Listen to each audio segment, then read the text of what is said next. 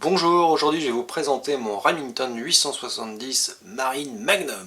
Longtemps mis au banc de la société, les fusils à pompe sont de nouveau autorisés en France. Alléluia. Ils sont classés en deux catégories. Donc B pour les canons lisses, c'est-à-dire soumis à autorisation préfectorale. C pour les canons rayés, c'est-à-dire uniquement soumis à déclaration. Pourquoi cette différence? Mystère et boule de gomme. On peut se dire après tout finalement qu'un slug tiré avec un canon rayé est largement plus dangereux que de la grenaille à lapin tirée par un canon lisse. Bref, ça paraît pas véritablement logique, mais le législateur en a décidé ainsi. Le gros inconvénient du canon rayé, c'est son inefficacité dès lors qu'il s'agit d'utiliser des munitions type grenaille ou chevrotine. Les rayures du canon, malheureusement, provoquent un effet dispersant qui transforme le fusil en véritable arrosoir. C'est ce qu'on appelle l'effet donut, l'effet beignet. Ainsi, il est complètement illusoire de vouloir l'utiliser avec d'autres munitions que des slugs, ce qui n'est vraiment pas terrible pour chasser un lapin ou un canard. Ou alors, après, vous le mangez avec une paille. Comme je voulais un vrai fusil de chasse polyvalent, j'ai donc choisi un canon lisse, et ce malgré toute la paperasse inhérente aux armes de catégorie B.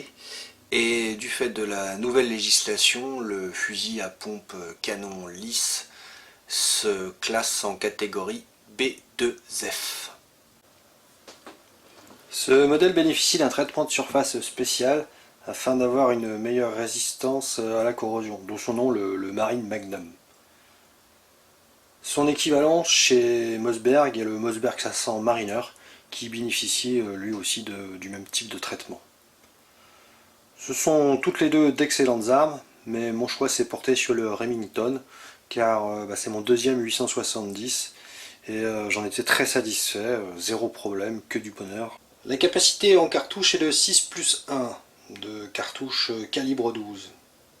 6 dans le tube chargeur, plus possibilité d'avoir une cartouche chambrée directement.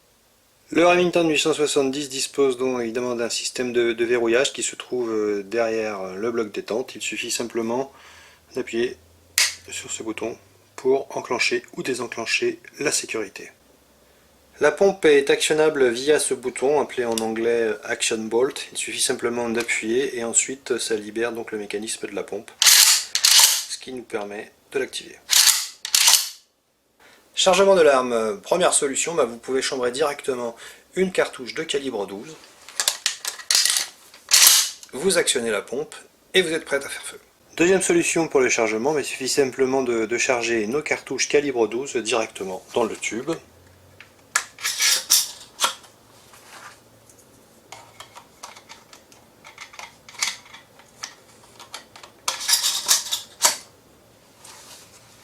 Donc vous pouvez charger jusqu'à 6 cartouches. Et ensuite, donc l'action de la pompe va permettre d'alimenter notre fusil. Pour décharger notre arme, il suffit simplement donc d'appuyer sur l'Action Bolt et pomper vigoureusement pour refaire sortir les cartouches. Il existe un très grand choix de cartouches pour le calibre 12. Pour faire simple, on distingue grossièrement 4 familles.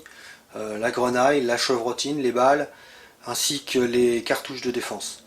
Première famille, donc la grenaille, aussi appelée birdshot en anglais, c'est une munition qui est composée d'une multitude de petits plombs. Elle est destinée avant tout à la chasse aux petits animaux, oiseaux, lapins, canards. Vous avez donc un exemplaire ici de marque Winchester. Deuxième famille, la chevrotine, aussi appelée buckshot aux États-Unis. Donc c'est une munition qui est constituée de billes de plomb, aussi appelée grain. À savoir qu'une cartouche en contient entre 9 et 28. Là, ce sont des cartouches 9 grains. C'est utilisé pour la chasse au gros gibier à courte distance, mais aussi par l'armée et par les forces de police, du fait d'un pouvoir très dévastateur. Troisième famille, les slugs, cartouches à balles. La cartouche contient en fait une balle de plomb. C'est utilisé pour tirer le gros gibier à moyenne et longue distance.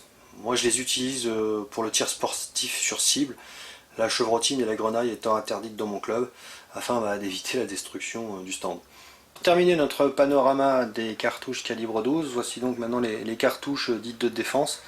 En fait, c'est le même principe que la chevrotine, sauf que les billes de plomb sont remplacées par des billes en caoutchouc, sont considérées comme des munitions non létales et sont destinées au home défense.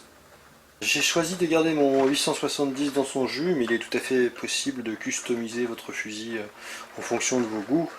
Il y a un grand choix d'accessoires, crosse, pompe, lampe, laser, points rouges qui vous permettront de personnaliser facilement votre 870 à votre convenance. Pour l'entretien de votre 870, je vous conseille encore et toujours l'utilisation après une séance de notre fameux bore snake. Donc l'utilisation est similaire à ce qu'on a pu voir sur la Winchester ou le 1911. Il nous suffit simplement d'introduire la partie métallique de notre bore snake à l'intérieur du canon. Vous tirez. Hop.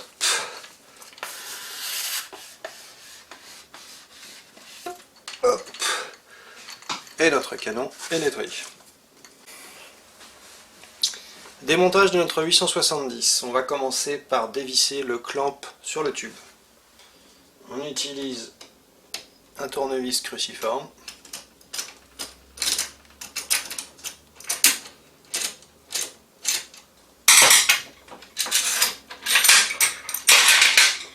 Notre clamp est démonté. Deuxième étape, nous allons démonter la rallonge de tube. Il suffit de dévisser. On prend bien garde au ressort qui est sous tension.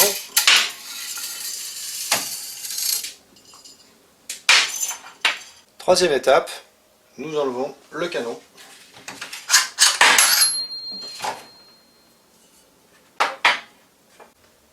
Étape suivante, nous allons enlever la pompe. Pour enlever la palette, vous avez un bouton poussoir à l'intérieur de la chambre sur la gauche, à l'extrémité. Ici, vous appuyez et vous pouvez retirer votre pompe. Au niveau de la pompe, vous n'avez plus qu'à retirer donc la culasse mobile ainsi que son support.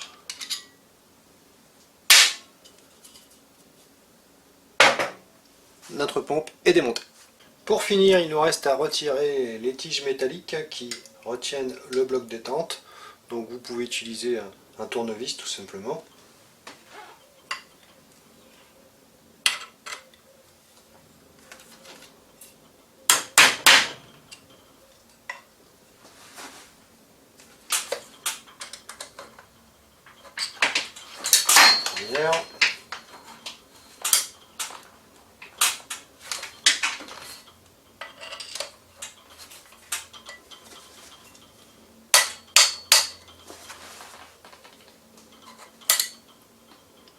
La première. Et pour la deuxième, puisqu'elle est un peu plus fine, on va utiliser une clé à laine, tout simplement.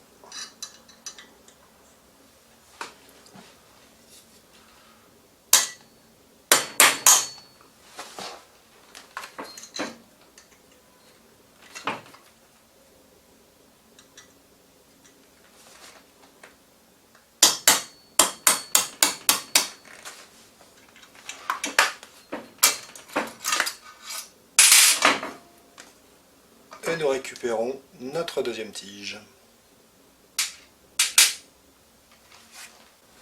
Il ne nous reste plus qu'à démonter le bloc détente.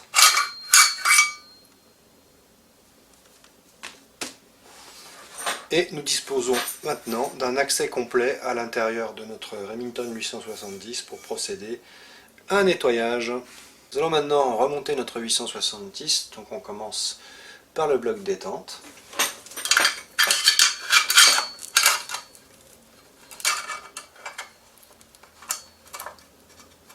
Donc on aligne notre bloc détente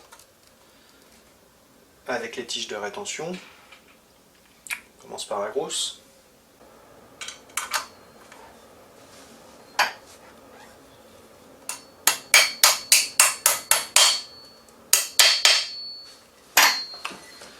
Nos tiges sont bien enfoncées, donc notre bloc détente est bien fixé.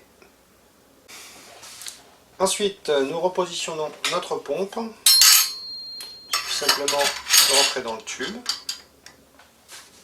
Nous repositionnons le support de culasse mobile. Vous ne pouvez pas le tromper, il y a des encoches qui correspondent.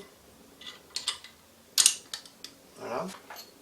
Vous repositionnez la culasse mobile avec l'extracteur en direction du canon. Il ne vous reste plus qu'à repositionner l'ensemble à l'intérieur de la chambre. La culasse mobile est de nouveau dans la chambre. Le canon est remis en place.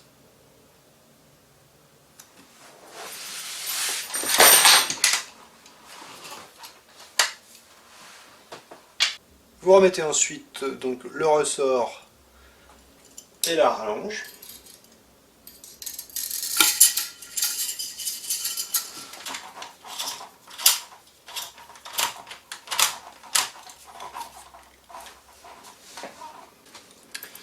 Il ne reste plus qu'à repositionner le clamp sur le tube.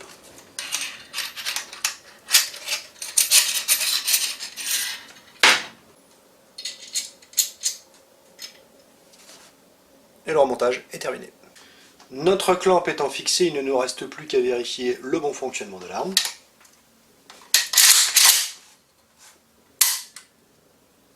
Parfaitement fonctionnel, prêt à tirer. J'espère que cette vidéo vous a plu et vous incitera à essayer un Remington 870. Il ne me reste plus qu'à vous remercier de votre attention et vous dire à bientôt pour une prochaine vidéo. Au revoir.